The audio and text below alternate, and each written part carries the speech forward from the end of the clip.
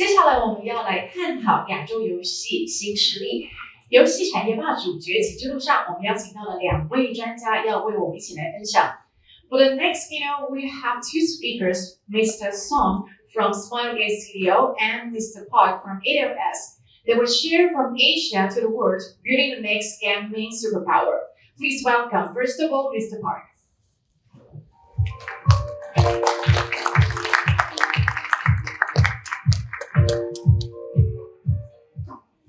Good afternoon, everyone. My name is William Park, the Game Account Manager in AWS Korea. I'm delighted to be here at the AWS Taiwan Summit to share with you an exciting story about how Smilegate has been building the next gaming superpower, taking innovative games from Asia to the global market. Today's session will be walking you through the fascinating journey of Lord9's global publishing case, a perfect example of how Asian gaming companies can successfully expand worldwide. We'll also explore both business and technical strategies that enable this global reach, with a special focus on how AWS and Smilegate account team have been instrumental in this expansion.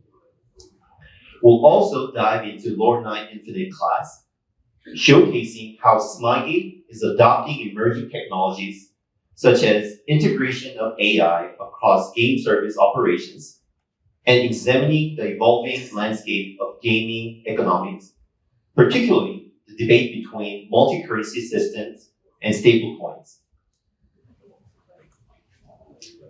Now, I'm excited to introduce today's speaker for this session.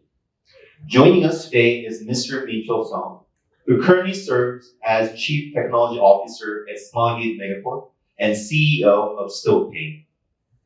Mr. Song brings with him an impressive track record in the tech industry.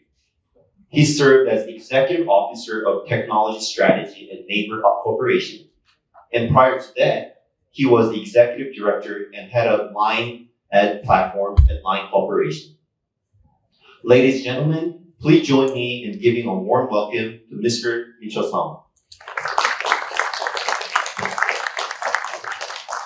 Thank you. Thanks for the wonderful introduction. I used to visit Taiwan quite often when I was working at Line, but this is actually my first visit in 6 years since the pandemic. So it's truly great to be back here.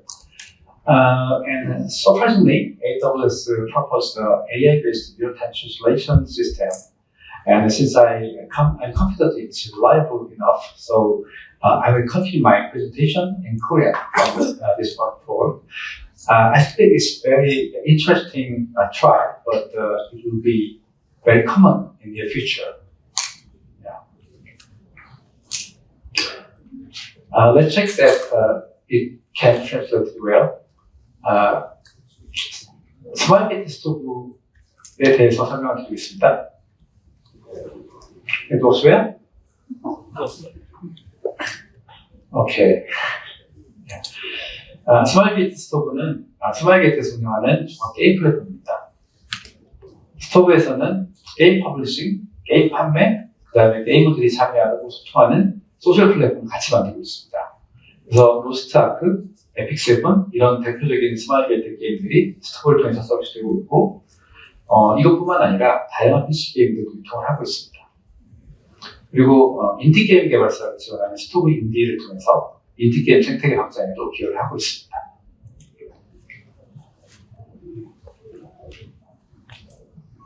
네. 스토브는 크게 4가지 서비스를 제공을 하고 있습니다.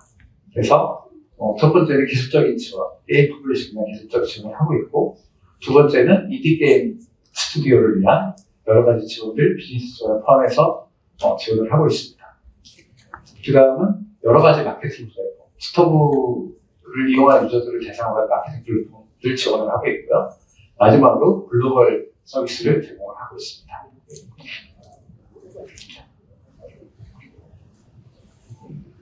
다음으로 저희가 스마일게이트 메가포트에서 퍼블리시했던 주요 게임 중 하나인 로드9 글로벌 런치 사례를 소개하겠습니다. 로드9은 작년 7월 12일에 한국, 대만, 홍콩, 마카오 이 네 국가를 대상으로 런칭을 했고요. 한국에서는 앱스토어랑 구글 플레이에서 동시에 1위를 달성했습니다. 여기 한국어로 써진 내용은 양대 마켓 1위 달성입니다. 그리고 모바일 MMORPG에서 글로벌 3위까지를 기록한 적이 있습니다.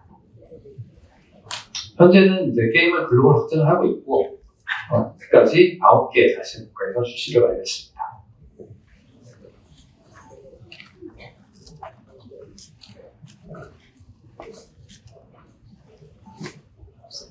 네, 저희가 이 대규모 모바일 MMORPG 게임을 출시하는 과정에서 대규모 유저 트래픽을 처리하면서도 인프라 비용을 효율적으로 관리할 수 있는 그런 필요했는데 이 과정에서 AWS 게임스와 기밀한 협력을 통해서 많은 기술적 지원을 받았고 성공적으로 목표를 달성할 수 있었습니다.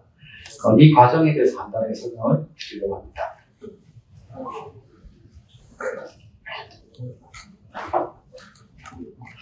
저희가 로드9 게임을 런칭을 할 때 크게 세 가지 단계로 나눠서 진행을 했고요. 첫 번째는 이제 오픈 3주 전부터 카운트다운 시기가 있었어요. 그래서 오픈을 위한 사전 준비 단계, 그 다음에 오픈 시점, 그리고 일주간의 집중 모니터링 기간을 얘기하는 오름 단계가 있었습니다. 이때는 가장 집중도가 필요한 시기이기 때문에 전시 대응 상황에 준한다는 의미로 오름이라고 이름을 붙였습니다. 마지막으로는 런치 이후에 서비스 안정화 단계, 모니터링을 하면서 비용을 최적화하고 안정화하는 단계를 가졌습니다. 이 단계를 하나씩 제가 자세히 설명해 드릴게요. 첫 번째 단계에서는 게임 서비스 오픈 단계고요. 이때는 저희가 트래픽이 얼마나 들어올지 모르기 때문에 충분한 리소스를 확보를 하고 준비를 하는 게 필요했었습니다. 그래서 EC2와 RDS 인스턴스에서 포털 리밋을 확인을 하고 리밋을 확장하는 작업을 했고요. 그 다음에 ODCR 같은 사전 용량 예약 프로그램을 통해서 AWS 기존의 리소스 미리 확보를 했었고요. 그 다음에 ELB나 클라우드 프론트에서 프리워밍을 통해서 실제 서비스가 시작했을 때 문제없이 캐싱이 되도록 세팅을 했었습니다.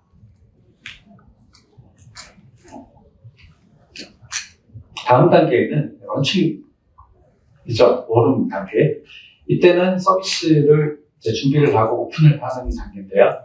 저희가 오픈을 했을 때는 감사하게도 예상보다 훨씬 많은 사용자들이 몰려서 시스템이 과부하됐었고 오픈만에 점검을 걸어냈습니다. 상당히 당황스러운 상황이었고요. 이 상황에서 갑자기 시스템 구조를 바꿀 수가 없었기 때문에 급하게 헤비 쿼리를 튜닝한다거나 뒤에 파라미터 변경을 한다거나 이런 긴급 대응을 했었고 여기에 더해서 EC2와 RDS 인스턴스를 스케일업을 하고 이런 그 최적화 작업을 통해서 몇 시간에 오픈을 다시 할 수 있었고 이후에는 원활하게 서비스를 할 수 있었습니다. 이런 유연한 대응은 클라우드가 아니었으면 할 수 없었을 상황이라고 생각을 하고 이 과정에서 AWS 게임팀의 많은 지원을 받았습니다. 마지막 단계는 저희가 오픈을 한 다음에 모니터링 및 안정화 단계입니다. 게임을 오픈하고 나면 그리고 특히 게임이 되게 흥행을 잘 되고 성공하면 디도스 공격이 굉장히 많이 들어와요. 그리고 비정상 사용자도 많이 들어오고 그래서 이거에 대한 대응이 굉장히 중요한 회전인데 저희가 오픈을 한 이후에 이걸 극복하기 위해서 AWS 게임팀하고 준비를 하고 했고 결과적으로는 AWS의 쉴드 어드밴스하고 글로벌 엑셀레이터를 통해서 디도스 공격을 추가적으로 대응을 했었고 저 대응이 끝난 이후에는 디도스 공격에 구애받지 않고 서비스를 원활하게 진행할 수 있었습니다.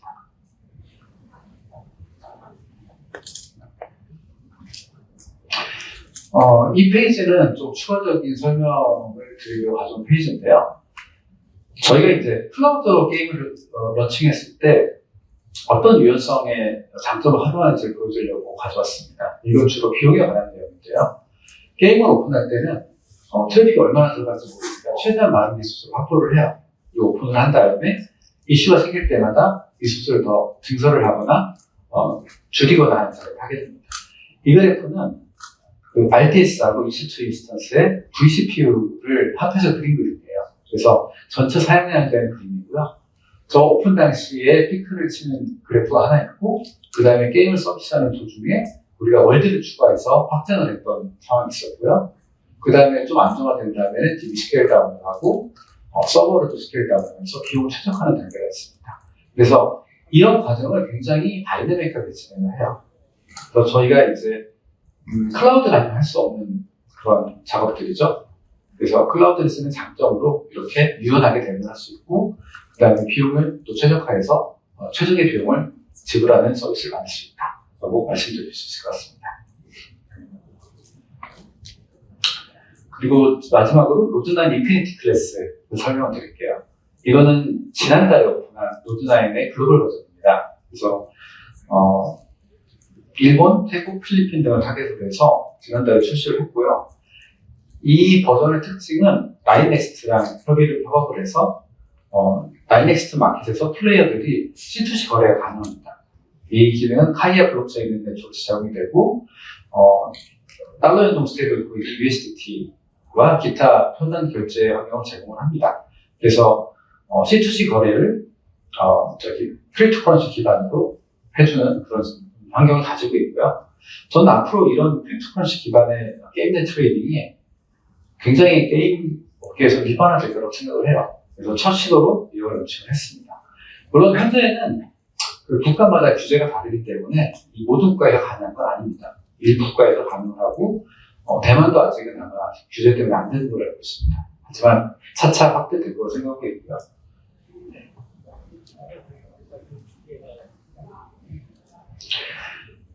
다음은 저희가 글로벌 퍼블리셔로서의 역량을 갖추기 위해서 가지고 있는 기술적 노력들을 설명드릴게요. 저희는 글로벌 퍼블리싱을 하기 위해서 6가지 기술 요소를 정리를 했습니다. 첫 번째는 인증. 국가별로 개인정보 관리 체계나 인증 방식이 다르기 때문에 각 지역에 맞는 인증 시스템을 준비를 해야 됩니다. 그래서 저희가 글로벌 런칭을 하면서 대상 국가별로 인증 시스템을 정리를 하고 구현을 하고 있습니다. 두 번째가 빌링이죠. 마찬가지로 국가별로 결제 환경이 다르기 때문에 각각 다른 피지를 붙이거나 다른 멀티커런시를 지원한다거나 이런 작업을 하고 있고요. 그래서 인증과 빌링이 제공이 되어야 현지에서 각 글로벌 서비스에 각 국가별로 맞는 서비스를 제공을 할 수 있고요. 세 번째 정책입니다. 국가마다 정책과 법이 달라요. 그래서 이것들을 자세히 준비하고 스터디하지 않으면 글로벌 서비스를 제대로 할 수 없게 됩니다. 그래서 별도의 조직을 셋업을 해서 이런 각 국가의 정책과 레귤레이션을 판단하는 일을 하고 있고요.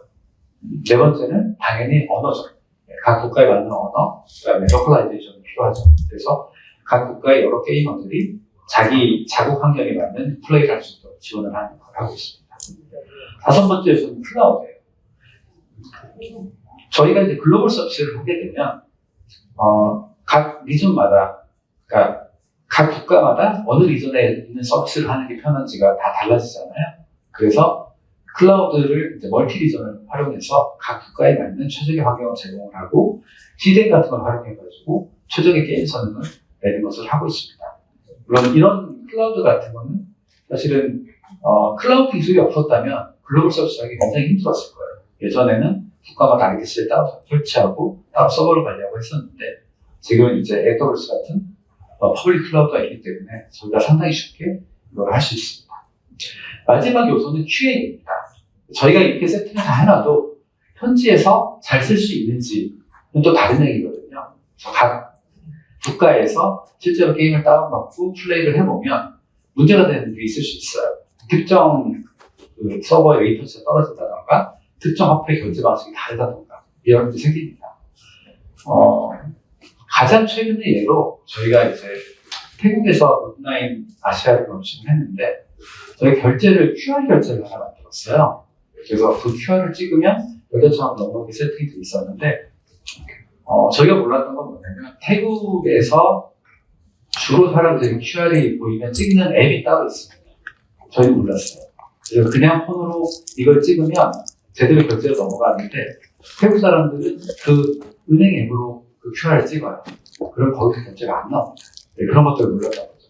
그래서 이런 것들을 현지 테스트하는 게 굉장히 중요합니다.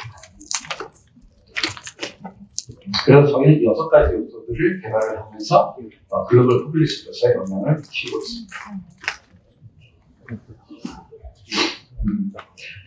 다음 저희가 글로벌 퍼블리셔로서 생산성을 향상시키기 위해서 AI를 활용하는 부분에 대해서 설명을 좀 드릴게요.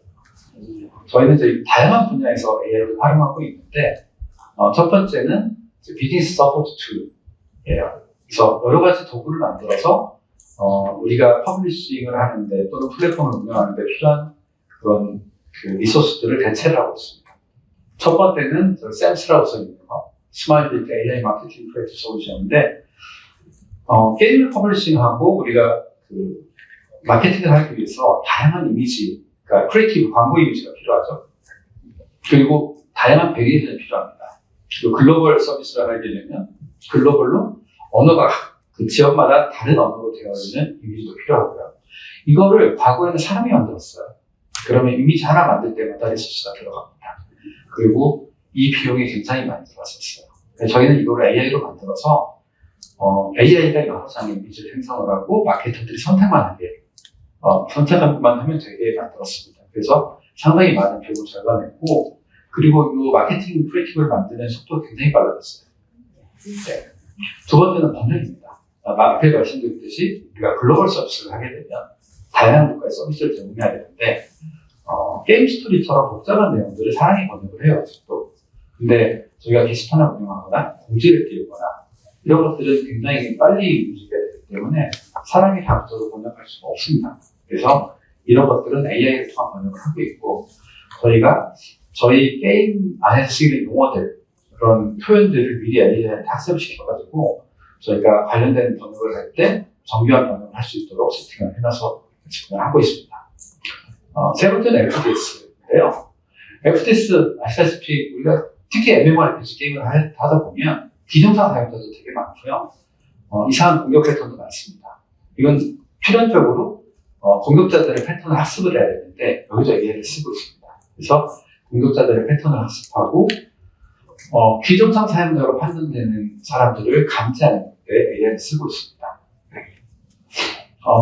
네 번째가 좀 재밌는 내용인데요. 게임 밸런스. 여러분 다 게임을 해보시면 아시겠지만 게임 내 캐릭터 속성이라든가 재화 흐름 같은 게 밸런스가 맞지 않으면 밸런스가 붕괴된다고 그러죠. 게임이 재미가 없어집니다.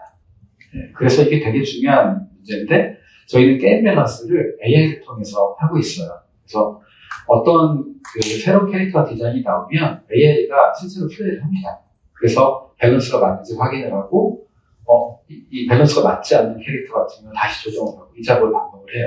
그래서 물론 사람이 플레이하면서 밸런싱을 할 수도 있는데 저희는 AI를 통해서 플레이를 하면서 밸런싱을 하는 그런 툴을 만들었고요.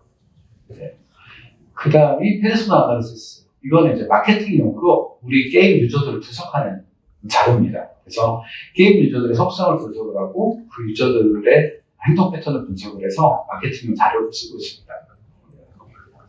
마지막은 게임 노브 QA. 네, 원래 게임 QA에 굉장히 많은 리소스가 들어가요. 그래서 이거는 이제 아마 모든 게임 회사의 문제일 것 같은데 저희도 게임 QA를 AI를 써서 해보려고 하고 있습니다. 하지만 아직까지 완벽하지는 않고요. 그래서 아쉬운 대로 게임 전체 QA 대신에 게임 로그 QA를 먼저 적용을 하고 있습니다. 그래서 게임에서 로그를 수집할 때 이 로그가 잘 들어오는지 확인하는 작업들이 과거에 사람이 있었는데 지금은 AI가 하고 있습니다. 그래서 지금 6가지 도구는 저희가 지금까지 만든 도구들이고요. 게임을 퍼블리싱하고 서비스할 때 필요한 여러 가지 마케팅, 개발, QA, 보안 이런 영역의 각 도구를 만들어서 적용을 하고 있고 추가적인 도구도 개발하고 있습니다. 네. 그 다음에 이제 AI 기반 업무 환경인데요. 회사에서 일을 하다 보면 앞에 여러 가지 마케팅이나 여러 가지 그런 도구들 말씀드렸지만 일상에서 우리가 AI를 쓰는 업무가 많을 수 있어요. 근데 그냥 AI를 써라라고 하면 칠 수가 없습니다. 그래서 저희는 어떻게 했냐면 사내 모든 데이터를 AI에 연결을 했어요. 그래서 예를 들면 지라에 있는 이슈 트래킹 시스템이라든가 위키에 있는 문서라든가 내부에서 쓰는 API 문서라든가 아까 말씀드린 페르소나 데이터베이스 그리고 다른 데이터베이스도 마찬가지예요. 이 데이터들을 MCP랑 RAG 기술을 활용해서 전부 AI에 연결해놨습니다. 그래서 사람들이 내부 업무를 할 때 모든 종류의 업무, 예를 들면 뭐 일상 업무, 보고서 쓰는 업무도 있을 수 있고 분석하는 업무도 있을 수 있고 전략을 짜는 업무도 있을 수 있는데 이런 업무들을 AI를 쓰면 굉장히 편해졌습니다. 그래서 이렇게 환경을 구축해 놓고 나서 모든 부서에서 AI를 적극적으로 쓰고 있고 이 덕분에 이제 인간 생산성이 굉장히 좋아지고 있습니다.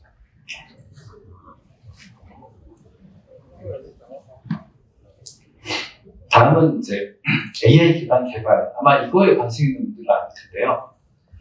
앞에 여러 가지 AI 도구를 말씀드렸는데, 사실 요즘에 세계적으로 가장 핫한 부분이 이 부분인 것 같아요. AI를 통한 개발. 그래서 제가 이제 생각하기에는 AI를 통한 개발은 이렇게 단계적으로 성장을 하고 있다고 생각을 해요. 첫 번째 단계는 챗 AI 단계. 아마 작년까지 말던 시대였던 것 같아요.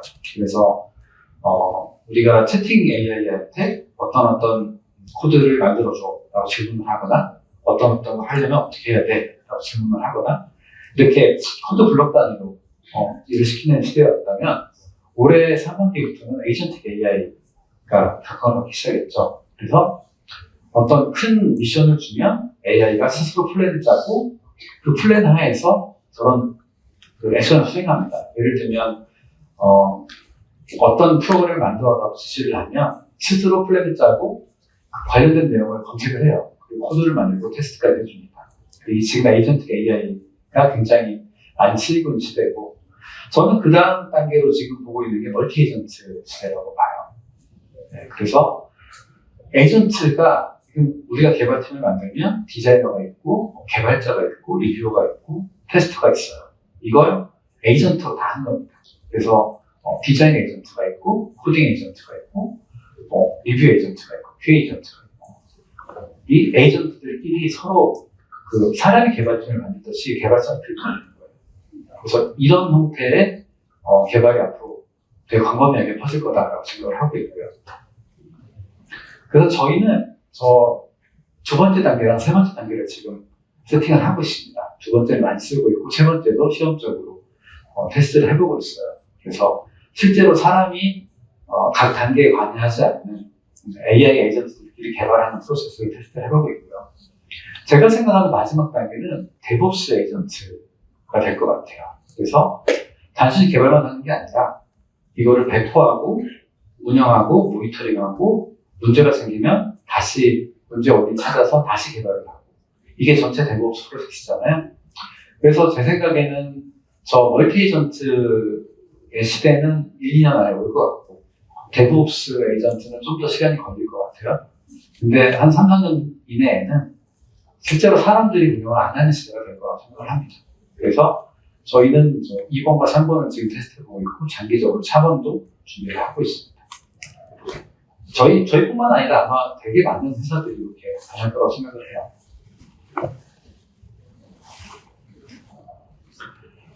다음은 저희가 이제 AI를 여기 설명을 드렸는데 그 사례를 하나 좀 보여드릴게요.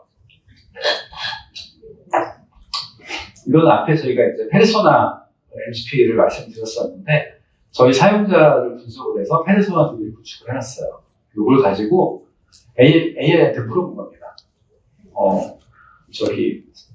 우리 사용자 중에 이탈 가능성이 높은 유저의 현황을 알려줘 라고 질문을 했어요. 네, 그러면 AI가 저 페르소나 MCP를 통해서 페르소나 DB를 가져온 다음에 분석을 해줍니다. 이탈 가능 유저는 저런 정도 숫자가 있고 이탈하는 유저들의 타입은 이런 세 가지 타입이 있다 이렇게 설명을 해주는 거예요. 그리고 이거는 이제 저희가 만든 게 아니고 실제 AI한테 물어본 거예요. 저희 랩을 쓰고 있는 툴입니다. 네, 그대로 캡처한 겁니다. 그래서 물론 이제 이렇게 해서 분석을 하고 이 다음 페이지는 사실 저희 슬라이드에는 안 넣었는데 1번 타입의 이탈 가능 유저에 대해서 마케팅 전략을 어떻게 세워야 될지도 AI가 제시를 해줘요. 네. 그래서 실제 마케팅 팀이 해야 되는 일들의 많은 부분을 AI가 대신 해줍니다. 두 번째는 저희가 이제 인프라 문제를 해결하는 데 AI가 사례를 보여드릴 건데요. 저희는 이제 AWS 계정이 수십 개가 있고 여러 리전에 TGW, 트렌지 게이트웨이라고 하는 거가 또 수십 개가 있어요. 그래서 굉장히 복잡한 형태의 VPC 구조가 되어 있고 라우팅이 굉장히 복잡하게 되어 있는데 이거를 클라우드 웹으로 변경하기로 했어요. 그래서 이걸 변경하기 위해서 이 마이그레이션 어떻게 할 것인가 전략을 세워야 되는데 이제 아마존 큐에 이런 질문을 했죠. 이 멀티 TCW 환경을 클라우드 웹으로 전환하려면 어떻게 해야 되니? 이런 질문을 했고요. 이게 이제 답변입니다. 이게 아마존 큐에서 마이그레이션 전략을 수립을 해주고 각 단계별로 뭘 해야 되는지 설명을 해준 거예요. 그리고 실제 실행도 해줍니다. 그래서 마이그레이션 전략을 이렇게 해야 되고 리스크가 이렇게 해야 되고 클라우드 원 세그먼트는 어떻게 해야 되고 라우팅 최적화는 어떻게 해야 되고 이런 식으로 각 단계별로 설명을 해주고 그 다음에 그걸 실행을 해주는 구조입니다. 저희가 이걸 했을 때는 아마존 큐를 쓰기 전에 한 2주 정도 사람들이 했었어요. 그게 엔지니어들이 직접 하는데 2주 정도 걸렸고 이걸 아마존 큐를 통해서 이런 질문을 하고 스텝 바이 스텝으로 실행을 하는 데는 이틀 정도밖에 안 걸렸습니다. 네, 그래서 80% 정도 시간이 절약되는 거죠. 근데 이것도 아마존 큐가 저 단계별로 질문한 거에 그 답을 준 거에 대해서 저희가 각각 확인을 했기 때문에 이틀이 걸린 거고요. 만약에 아마존 큐가 준 답에 대해서 우리가 완전히 신뢰하고 그냥 자동으로 해 라고 했으면 아마 몇 분 안에 끝냈을 것 같아요. 네. 그래서 사람이 하면 2주에서 한 달이 걸리는 작업인데 AI를 통해서 몇 분 안에 끝낼 수 있다라고 저희가 테스트를 했고요. 앞으로는 이게 되게 퍼블릭한 일반적인 상황이 되지 않을까 싶습니다.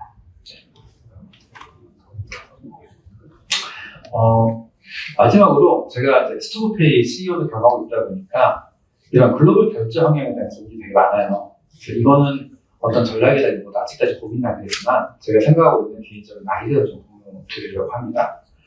저희가 스토브페이에서 아까 말씀드린 것처럼 글로벌 결제 환경을 지원해야 돼서 여러 가지 통화에 대한 지원을 하고 있어요. 그러니까 뭐 한국 원도 있고, US 달러도 있고, 타이완 달러도 있고, 제페니스 엔, 유로 이런 다양한 통화를 지원을 하고 있는데 통화를 하나 추가할 때마다 리소스가 되게 많이 들어갑니다. 그리고 통화 하나하나를 관리하는 게 굉장히 힘들어요. 그래서 통화를 계속 추가하는 정책이 맞는지 고민을 하고 있는데 제가 요즘 보는 뷰는 최근에 이제 미국에서 디니어스법이 통과되면서 스테이블 코인이 활성화될 것 같은 그런 현상이 보이고 있거든요. 그래서 개인적으로는 스테이블 코인이 굉장히 제너럴하게 퍼지게 되면 우리가 이런 멀티커런시를 지원을 해야 되나 지원을 하지 않아도 되지 않을까 이런 생각을 하고 있습니다. 물론 스테이블 코인이 광범하게 쓰이는 시대가 언제일지 모르는데 이게 만약에 1, 2년 사이에 굉장히 제너럴해진다면 우리가 굳이 멀티커런시를 지원을 해야 되나 이 고민을 하고 있어요.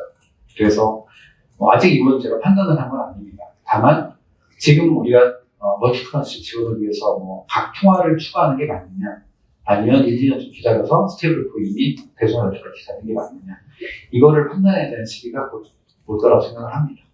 개인적으로는 스테이블 코인이 보편화되고 게임의 트레이딩에서 스테이블 코인이 많이 쓰이는 시대가 곧 올 거라고 생각하고 있고 그래서 멀티커런시 전략 대신에 스테이블 코인 전략이 맞지 않나 생각을 하고 있습니다. 다만 요거는 개인적인 견해고요. 저도 조금 더 이 상황에 대해서는 좀 지켜봐야 될 것 같습니다. 네, 여기까지 간단하게 저희 환경을 설명을 드렸고요. 네, 제가 간단하게 저희 환경 설명 드렸는데 스마일 게이트는 앞으로도 계속 새로운 게임들을 런칭을 하고 있으니까 많이 이용해 주시면 감사하겠고 저희 스토어 플랫폼에서 여러 가지 게임을 퍼블리싱하거나 인디 게임들을 지원하고 있기 때문에 같이 협업을 많이 만들어왔으면 좋겠습니다. 감사합니다. Thank you for your